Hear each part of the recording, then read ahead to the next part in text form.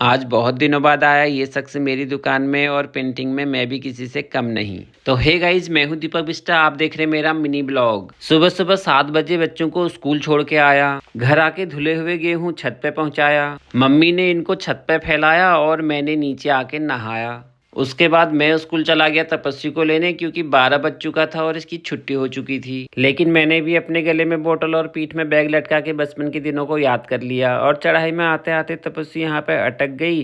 फिर इसका हाथ पकड़ा, इसको प्रोटेक्ट किया और अध्ययन की भी छुट्टी हो गई थी। आराध्या भी घर में आ चुकी थी। लेकिन इनकी चल रही थी यहाँ पे गप्पे और मुझे जाना था छत पे। एक नज़र किचन में डाल लेते हैं, यहाँ बन रहा हमारा खाना। और कुकर की हालत देखो, इसमें सीटी ही नहीं है। आप लोगों से कमेंट करने के लिए बोला, आपने कमेंट ही नहीं करा कि कौन सा कुकर लूँ।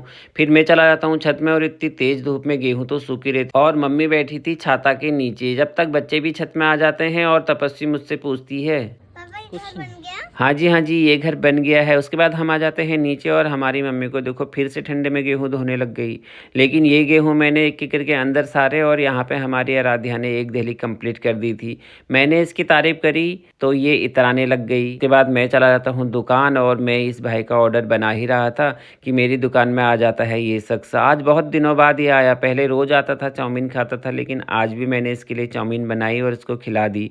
रात में जब मैं घर आया तो 12:15 बजे मैंने अपनी एक ड्राइंग कंप्लीट करी थी। कैसी लग रही है आप लोग कमेंट करके ज़रूर बताना। फिर अभी इतनी सारी और थी, लेकिन अब मैं एक ही और बनाऊंगा क्योंकि रात बहुत हो चुकी है। फिर मैंने दूसरे में भी काम करना शुरू कर दिया था और धीरे धीरे ये भी कंप्लीट हो गई थी। आप लोग बताना दोनों में से कौन सी अच्छी लग रही है। मिलते हैं अगली वीडियो में। Bye bye.